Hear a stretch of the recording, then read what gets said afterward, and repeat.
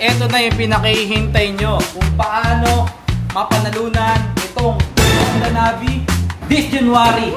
10 years anniversary ng DLMT. Para sa mga organizer, mga loyal customer ng DLMT, para sa inyo to. Kapag nagpagawa kayo dito sa DLMT o bumili kayo ng merch, halagang 850 ay equivalent to 1 ticket or 1 stop.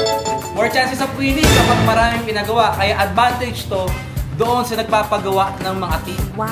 Kung meron kayong 100 sets, meron kayong 100 tickets na matatanggap sa amin.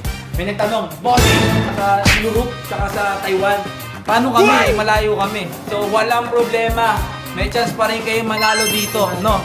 Dahil, sabi ko nga, every purchase nyo ay merong equivalent na cash ticket. So, kami nang bahalang ilaglag yung ticket na yon sa raffle draw.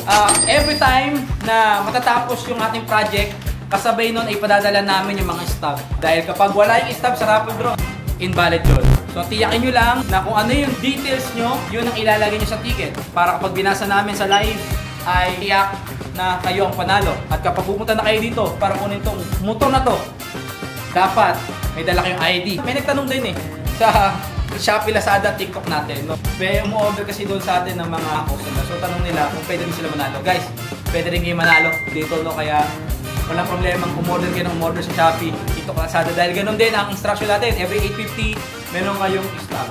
Kaya marireceive nyo lang yung ticket number kapag nakuha nyo na yung jersey.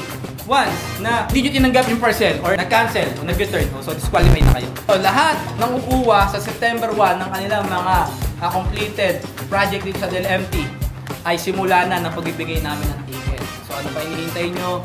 Magpagawa na ngayong August at para magkaroon na kayo ng chance na manalo ng Honda Navi. Let's go!